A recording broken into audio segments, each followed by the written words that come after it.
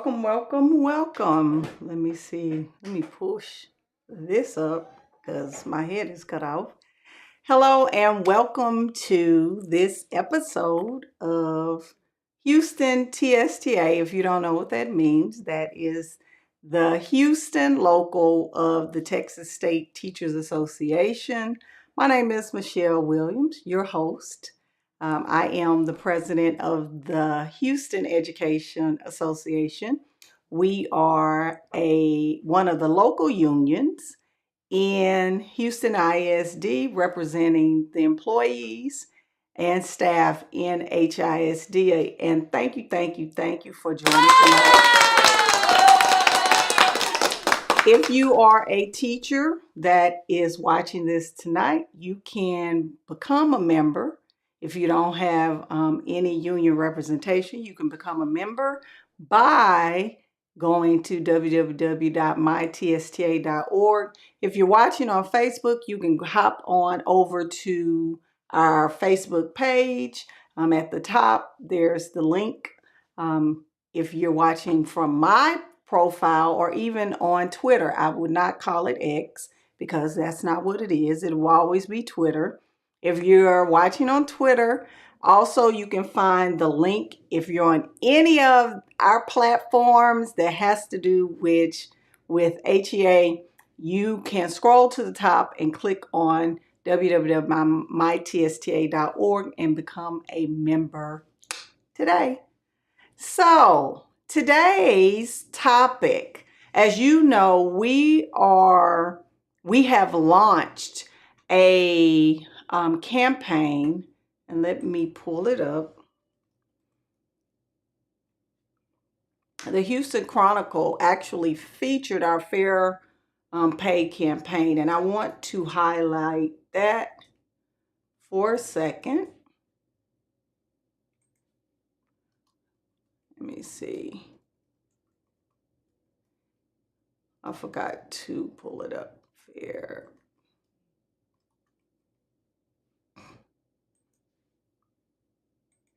So let me share my screen. Hopefully it's on the right thing. I never can get it right. There I am.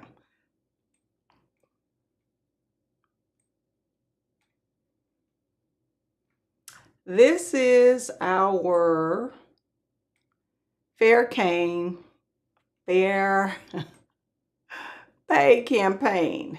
We launched this. Well, I started working on it over the break. And as you know, that the current appointed administration is attempting to take teachers, and this is that I want y'all to understand. This is not teachers. It's librarians. It's really nurses too, because nurses in HISD, they are also on teacher pay. They don't have their own salary schedule. So all of them are under teacher pay. So at the end of the day, this affects everybody. So what we are doing, as the article states, we are one of the smaller unions. We haven't been in HISD long, but our membership is growing every day.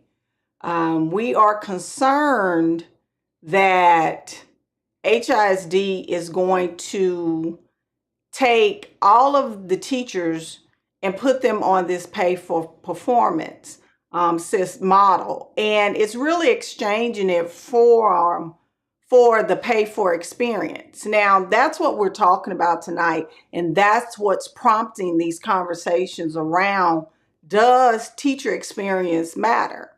I know it matters, but I have to prove it to you all and educate you all on what research says about experience. And we're just going to talk about common sense.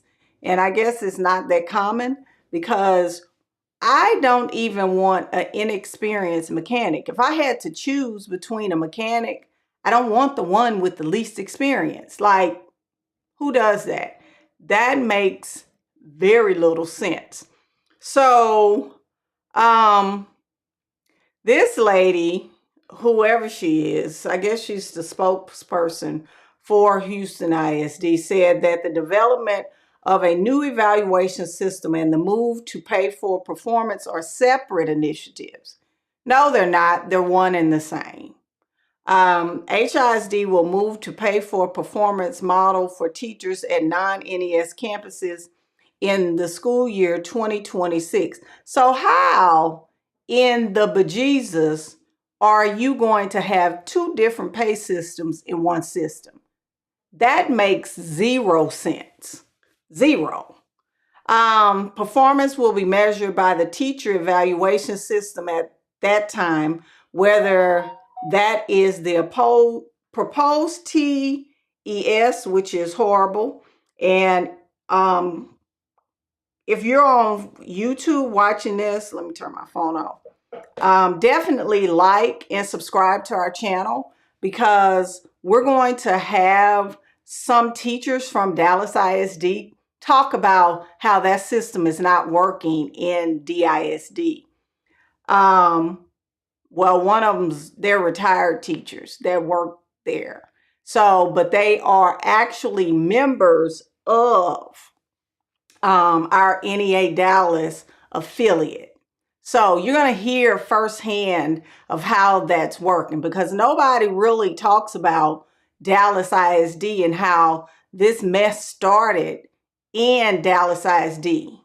Nobody ever talks about that, but we're going to highlight those issues that they're still having. So there, she says the HISD will move to a pay for performance model for teachers at non-NES campus in 26-27.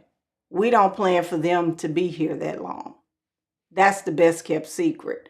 Performance will be measured by the teacher evaluation system in place at that time, whether that is proposed TES, teacher excellence system, if passed by the board. We don't want that mess. Or the current T-test. T-test isn't great, but if you have to pick between the lesser two evils, we're going to stick with the state. We don't want anything that this Miles administration has put together, because all it is rooted in trying to validate some stuff that is not backed by research. It's just a mess. The spokesperson commented, compensation will be tied to teacher effectiveness. They don't even know what teacher effectiveness is, and we're going to talk about that tonight. Not years of service, according to a January video presentation for shared decision-making committees by Teacher Excellence System cross-functional team member Abigail Carroll. A major downfall of that system is teachers could earn vastly different salaries from year to year, said Union President Michelle Williams. That's me, yours truly. It could also stoke competition rather than collaboration between teachers and disproportionately affect teachers of historically underserved population. So let me frame this for you. If you're a teacher, you're good at what you do.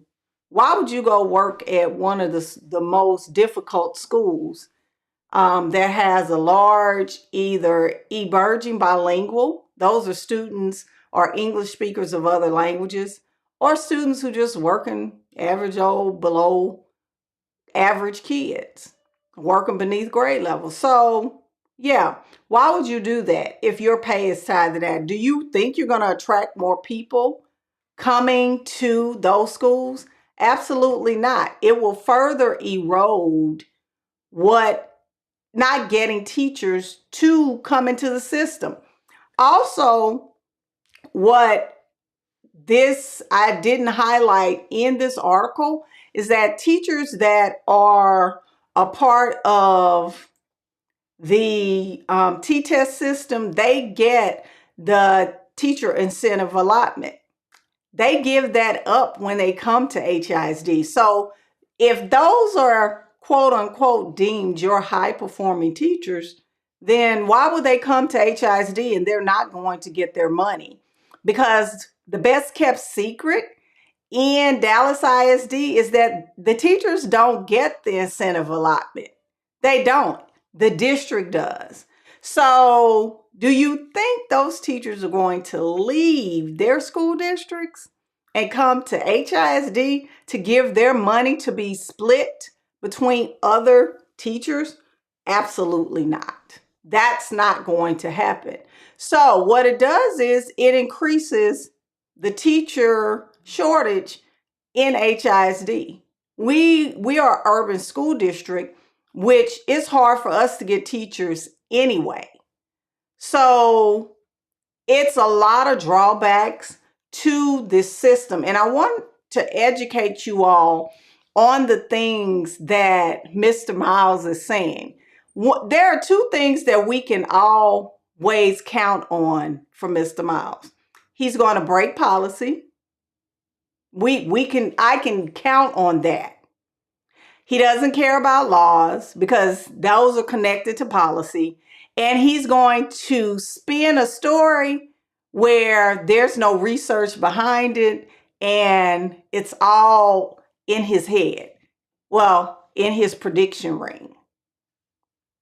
So here we are. Let me go ahead and pull up the first article.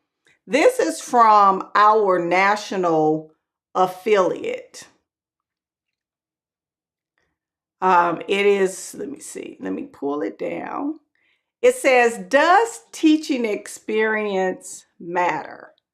Let's count the ways. And I like that title. It says, study the common reframe that teacher effectiveness plateaus after only a few years in the classroom is simply untrue. So what they're saying is Mike Miles, people like him, they say they are spreading this. It's really like it doesn't even make sense. They're saying that I've been teaching 25 years. So what they're saying is I haven't gotten any better as a teacher since my 5th year of teaching. Really, that's what he says, because the NES teachers, they can't get any more raises or anything after 5 years. So that's what he believes. And it's really just makes no sense. I have been teaching 25 years, and I can tell you at every point where I changed and grew as a teacher. I can tell you that because I remember changing the way that I address things, and I'm constantly changing how I address things. Teachers are constantly evolving. What I do know, for me, it's easier for me to implement things because I know the curriculum. As a teacher, it takes at least 3 years for you to even realize what you're supposed to be doing or not supposed to be doing. So those things that he's talking about are simply not true. So they talk about one of the popular, and let me put this in the chat. So if you want to read it.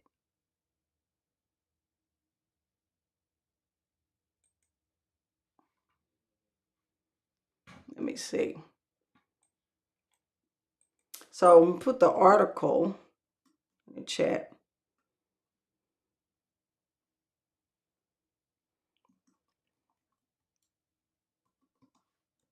For those who want to read it. If you're on Twitter, I'll tweet it out to you after this live stream.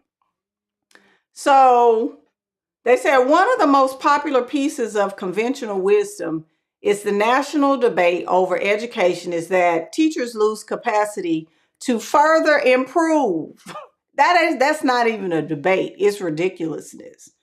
Further improve student achievement only after a few years in the classroom. Their effectiveness plateaus early in their careers. That's funny. This perception has framed debates on everything from teacher quality, professional pay, due process, and teacher retention and recruitment. But the question is, and this is the age-old question, is it supported by research? And in the article, it says the Learning Policy Institute recently dove into existing data, surveys, and reports to shed some light on the relationship between teaching experience and teacher outcomes. I'm definitely a better teacher now. It's a no-brainer. I have it down to a science.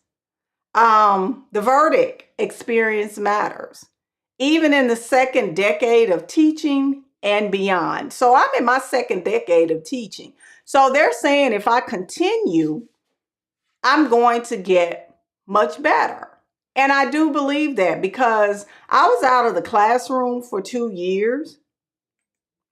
And honestly, I'll never do that again because what it did is I felt like I could not, because I wasn't practicing every day, it was a problem constantly trying to remember and access things that I was doing in the classroom.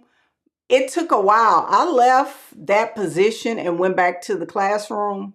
I was an instructional coach, and it it took me, I want to say 2 years, maybe three, to really get back into the groove of things. So it taught me to never leave the classroom, first of all, and take a position if I want to be effective. And I've had, a principal offer me a position out of the classroom, but I don't want a position out of the classroom unless it comes with a teaching spot, because I don't feel like I can be effective and help other teachers if I'm not practicing my craft every day like a teacher. So back to this article. I'm going to switch over to the actual article from the Learning Institute. Let me make this bigger. So, does teaching experience increase teacher effectiveness? A review of the research. And I'm not going to read all of it, but I'm going to read the important parts.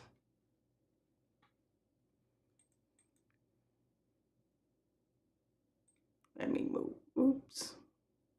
Moving it in the wrong direction. Close that out. That should help. This is the executive summary. So the question was, do teachers continue to improve in their effectiveness as they gain experience in teaching, in the teaching profession? This paper aims to answer that question by critically reviewing recent literature. You can't say, or Mr. Miles can't argue that this is not recent. Recent literature that analyzes the effect of teaching experience on student outcomes in K-12 public schools in the United States. The goal of this paper is to provide researchers and policymakers with a comprehensive and timely review of this body of work. A renewed look at this research is warranted due to advances in research methods, including the use of teacher and student fixed effects and data systems that have allowed researchers to more accurately answer this question, specifically by including teacher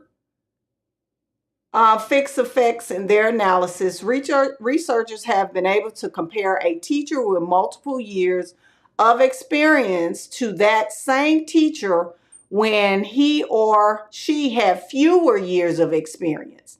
In contrast, older studies often use less precise methods, such as cross-sectional analysis, which compare distinct cohorts of teachers with different experience levels during a single year. So they were very careful in this study to find recent and more up-to-date methods of research. So this is their finding. Let me make it bigger so those of y'all naysayers that are out here watching this, you can run back and tell whoever you need to tell. So It says, based on our review of 30 studies published within the last 15 years that analyze, let me make it smaller just a tad bit, that analyze the effect of teaching experience on student outcomes in the United States and met our methodological criteria, we find that, listen here, people, one, teaching experience is positively associated with student gains throughout a teacher's career. Let me say it louder for the people in the back. Teaching experience is positively associated with student achievement gains throughout a teacher's career. Oh, but it gets better. Gains in teacher effectiveness associated with experience are most steep in the teacher's initial years, but continue, you hear that? Continue to be significant as teachers reach the second and often the third decades of their career. Got that? Then it gets better. Don't jump off yet. As teachers gain experience, their students not only learn more. Imagine that. And this, I can tell you a story about my grandson. My grandson has a veteran teacher. Yay for the veteran teachers. And I can tell the difference between what he learned with those inexperienced teachers versus this teacher who has been teaching since 1999. He said he loves second grade. He wants to go to school. When I asked him what figurative language he said it's really how you say something, but you really don't mean it. So he can tell me what his teacher is saying. And I am forever grateful, so much so that I am going to send her a gift card to Amazon because I appreciate the love of learning that she has instilled in my grandson. Because them other teachers, God bless them, he hated school, hated it. But I digress. As teachers gain experience, their teachers not only learn more as measured by standardized tests. You heard that? As measured by those tests y'all harping on, that's what they learn more, as measured by those tests. They also are more likely to do better on other measures of success, such as school attendance. Didn't I just say that my grandson wants to go to school? I said that. Even in my own case, where the Good Houston Independent School District and Mr. Mike Miles attempted to have me non-renewed because I disagreed with them, I was pulled from my classroom of 8 and 9-year-olds. But guess what? My students that year scored 10 points higher than the previous cohort. 10. And all of my students across the board showed growth in every demographic. And I was gone from March, April, May. So, back to the article. Number 3, teachers' effectiveness increases at a greater rate when they teach in a supportive and collegial working environment. This is why we are against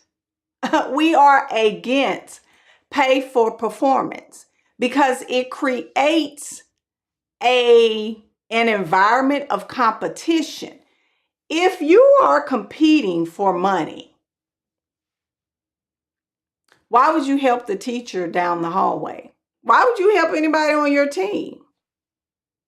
Make it make sense. You're not. So if you're competing, there's no reason for us to collaborate. In the article for the Houston Chronicle, I told the reporter that we are inevitably connected as teachers. We are an ecosystem. For example, kindergarten prepares students for first grade. First grade teachers prepare the students for second grade. Second grade teachers prepare them for third grade. What happens when the kids don't have a teacher in second grade, which is taking place currently in HISD? There are a lot of teachers with a lot of classrooms with empty seats and have subs because the teachers are resigning. So who gets dinged on that data? The teacher next year because they didn't have a teacher?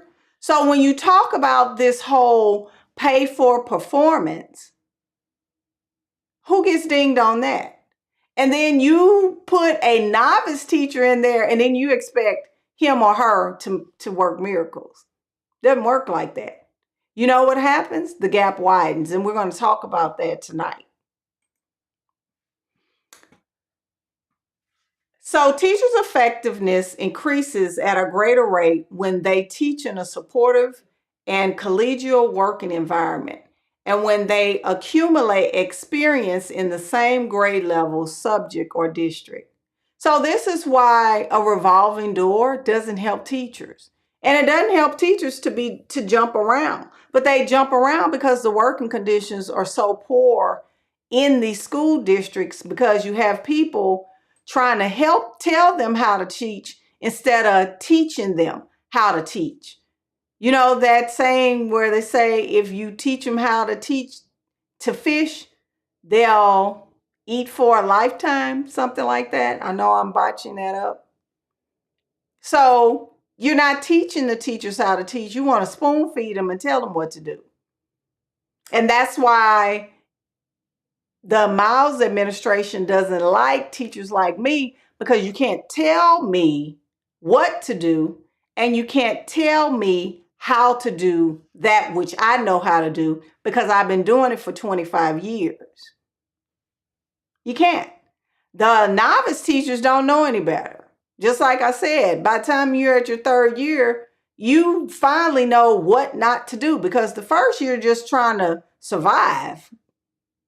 Second year, you're like, oh, okay, I'm not going to make the same mistakes I made in the first year. And the third year, hopefully you're in the same grade level. You can say, okay, I got it. I think I can do this. If you survive. But a lot of the teachers are chunking and deuce in the first year. They're out of there because there's no support. And then you got a novice principal. They are the worst. Most novice principals don't know nothing. They call it unconsciously incompetent. I didn't make that up. You can Google it. Unconsciously incompetent. Those are people that are incompetent but don't know it. Those are your novice principals. But you have to show them that they don't know it. And that's crazy. Like on Twitter, there's this guy that over there talking about, well, so I never, tenure matters. Yes, it matters. Your experience matters. Is that the yes, yes, and yes, it matters. My best years were when I worked at Cashmere Gardens, and guess what? We did not have a lot of new teachers. And it wasn't that we dislike new teachers, but in order to move quickly, we can't support teachers as a veteran teacher and then do the hard work that needs to be done. It's a double whammy. It is hard for veteran teachers on these campuses with a whole bunch of novice teachers. And it's not their fault. It's not. Because they need help. And most of the time it starts in October because the classroom management is out of control. When I was at Forest Brook, I told my principal, please do not put me in between these new teachers that were new to the campus. Why? Because I knew it was going to be mess. And you know what? Every day I heard banging up against the wall from one side to the other. every day. Every day it was a nightmare. The kids were fighting, throwing each other up. Like it was a mess. Teacher yelling, we heard it. And my class is in sandwich between this mess. Me, the veteran teacher. My kids were sitting down.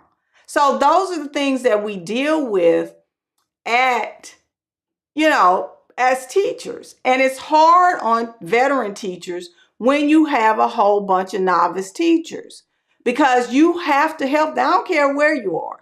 You have to help novice teachers. You have to. But anyway, back to the article. Number 4 is a big one. It says more experienced teachers support greater student learning for their colleagues. I just said that. I said that it's hard on us when you have a lot of novice teachers and the school as a whole, as well as their own students. So basically, they are saying from their research that teachers like me, we not only help our students, we help the school and we help our colleagues. And we do. Who do you think they ask when they have a question? You think they're going to ask the principal? No. They are the last person they're going to ask. So that's the research. Now, they did have a caveat in here. Let me go back and share my screen. It says, of course, there's variation. Yeah, because we're humans. And teacher effectiveness at every stage of the teaching career. So not every experienced teacher is less effective, and not every experienced teacher is more effective. Nonetheless, policymakers generally craft policy for the norm. And therefore, it is important to recognize that on average, the most effective 20-year teachers are significantly more effective than the most effective first-year teachers. Because there are some first-year teachers that are butthurt because we veteran teachers, I'm not gonna lie, we own it. We do. And the research supports it. They said the most effective 20-year teachers are significantly more effective than the most effective first-year teacher. You can't beat it. You can't. So while those new teachers are effective in the new teacher realm, they can't hold a match to a veteran teacher like me because there are things that I have experienced. There are curriculum changes. I've dealt with students in high poverty areas my entire career. So I know how the parents are going to react. I know what not to do. I know what not to say. I know all of those things. And a first-year teacher will never be able to be more effective than I am, ever, until he or she reaches 20 years. If they make it. Because the research says that year 5, they're ringing the bell and tapping out. So, on average, the most effective 20-year teachers are significantly more effective than the most effective first-year teachers. And these positive effects reach beyond the experienced teacher's individual classroom to benefit the school as a whole. So here's what I do know. When all of those experienced teachers were leaving Bel Air High School and Lamar High School, guess what? Baby, Klein ISD, all of these other districts was like, come on, come on. That's why when people were saying, well, you're not going to be able to get a job. Yeah, right. I teach math. And guess what? I not only can teach elementary math, I can teach middle school math, and I can teach Algebra 1. And I can teach reading. I'm not a two-trick teacher. I can teach any subject because I'm from that era where we had to be self-contained. So I can teach first grade, I can teach second, any grade level you give me, I can rock it. And I'm not bragging, but the research, you cannot say that a first year teacher knows more than a 20-year teacher. I'm done with that. But anyway, let's move on. So, there's some other research from Harvard University. And if you don't know, Harvard is really big. Their education department puts out a lot of reviews. And this is just one of them.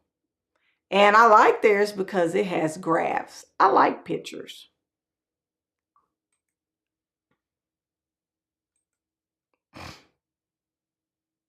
So, this is the unfair part about being a new teacher because it says the novice teacher placement pattern. And this is what the Miles administration is doing to new teachers.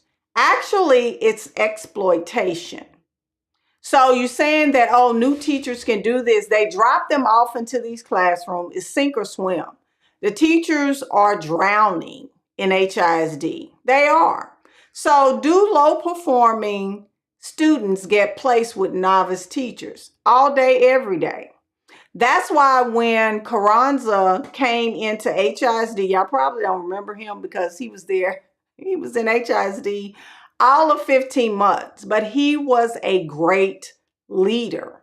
He was a great leader because he understood the plight of schools. He came from California, schools that had high need students who came from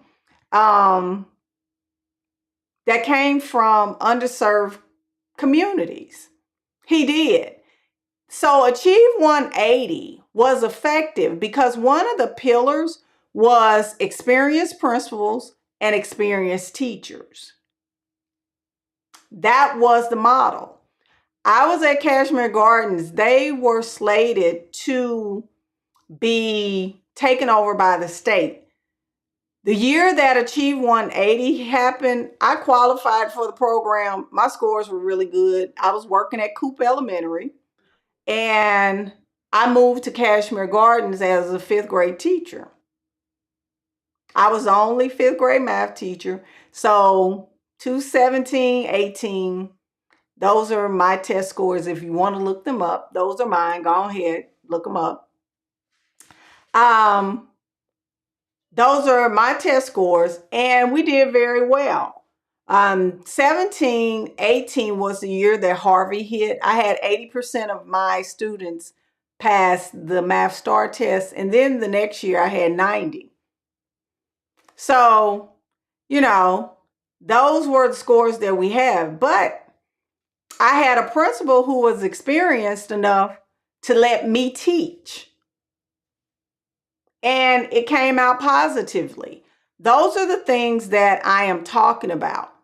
But then the next year we had a new teacher, and we had to help her, myself and the ELA teacher, so much so that I talked to the principal at the time and told him we dissolved her class and she into two classes, and she taught science, and I supported her in my classroom. That's what I mean when I say veteran teachers. We have a heavy lift. But then you have people like Miles that wants to not pay us for experience. But who do you think is helping these people when they are struggling? You think it's the principal? The one instructional specialist? Some of these campuses have 15 to 16 uncertified teachers. And you think that little old principal who's a novice themselves is helping them? Come on. It's the veteran teachers that are helping teachers to get through the day. The research supports it. I'm telling you my story. We dissolved that girl's class, and when I taught math, I was finished teaching math. While she was teaching science, I did classroom management so that the kids wouldn't suffer. But you're not going to find that anymore if you do pay for performance. And that's why teaching experience matters. Classroom management. You can't teach if the kids are all over the place. It doesn't work like that. But anyway, off my soapbox, back to the article. Now, they said their summary of findings is lower performing students are disproportionately placed in the classrooms of novice teachers. The pattern of placing students with lower prior test scores with novice teachers is observed in each of the districts in this brief, both across all schools in the district and within each individual school. Because novice teachers on average tend to be less effective. There it is again. Novice teachers tend to be less effective than teachers with several years of experience. And some of the younger teachers get butthurt because this is what the research is saying. And then we've had some little young teachers come in and have the nerve to be disrespectful to veteran teachers. You might not like how we handle things, but we handle it that way because we know better. The things that I used to do in my first year of teaching, I wouldn't dare do in my 25th year of teaching. I'm not finna play with children. I'm not their friends. I'm not as lenient as I used to be, because when I ask you to sit down, that's exactly what I mean. Sit down. Not when you feel like it, but when I ask you to. And I deal with issues accordingly. Where when I was in my first year of teaching, I was slow to contact parents. Now, it's a no-brainer. I get on Class Dojo, it don't even make me a difference. Whatever your child is doing, I'm going to let you know.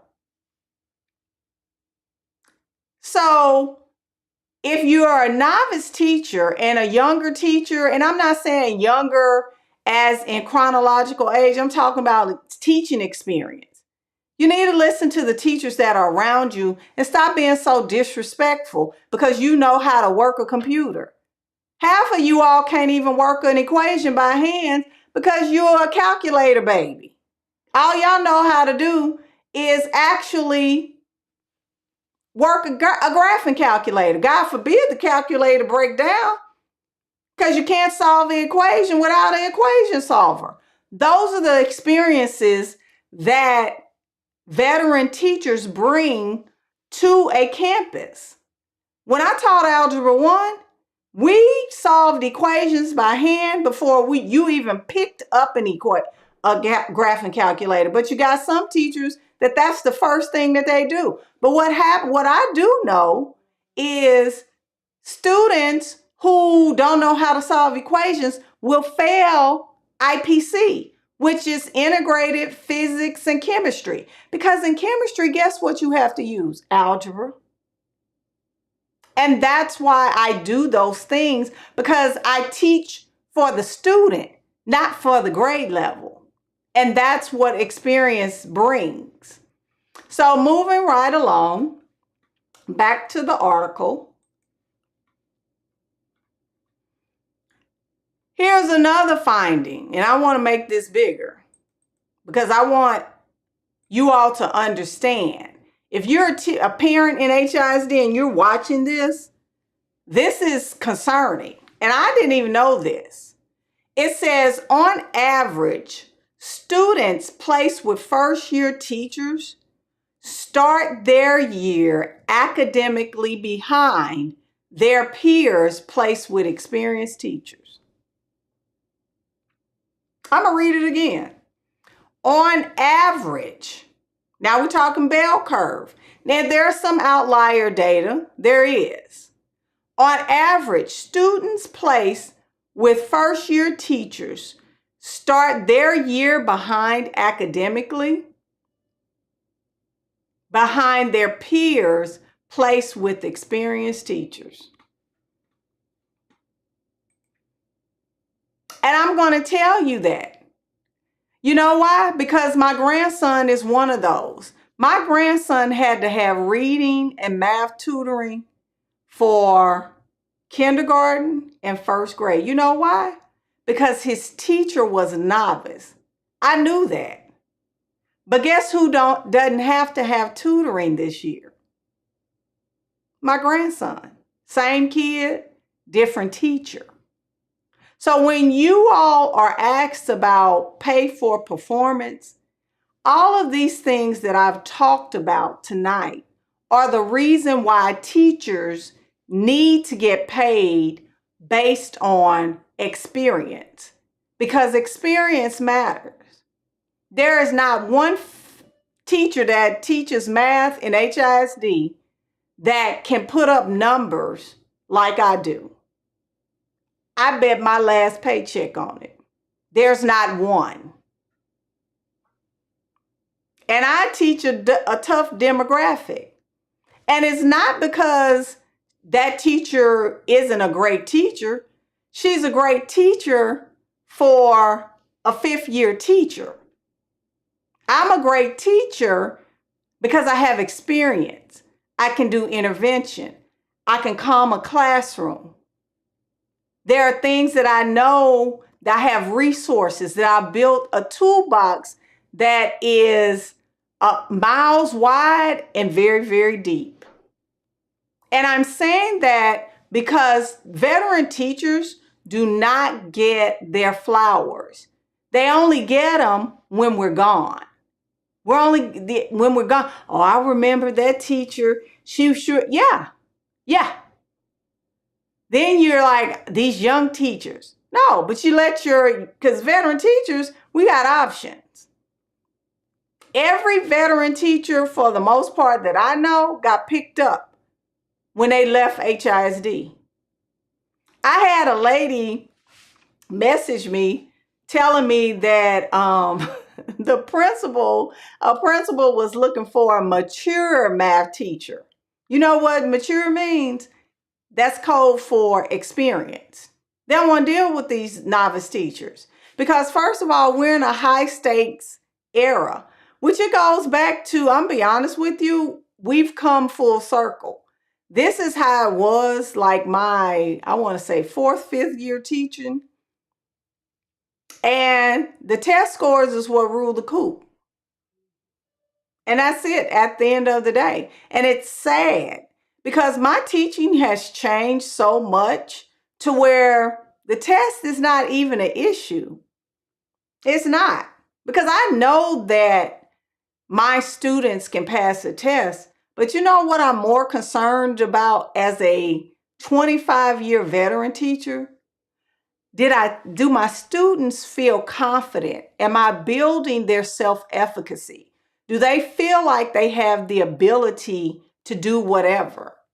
That's my concern. I'm not concerned about that test because I've proven year after year that I can get kids to pass a test. It's deeper than that for me. And that's why we change over time. And that's why I'm urging you all to vote no or say no or to advocate for experienced teachers in your schools, in wherever you are, wherever your child is. You need to talk about this research because it's your students that are at risk. They're at risk. You're going to invest in tutoring for years to come. Because my grandson was in tutoring in kindergarten and first grade. Imagine that. He just started school. And I know that he had reading readiness because I read to him. So I'm going to leave that with you all. It is 6:58. And if you want to know more or you want the link to the research, please leave a comment in the comment section. If you're a teacher that doesn't have union representation, even if you work in another district, TSTA will cover you where you are. We just don't cover charter schools. But if you don't have union representation there and you work in a small district, go to www.mytsta.org and become a member today. Thank you all for tuning in, and I'll see you all next week in my live stream. Bye-bye.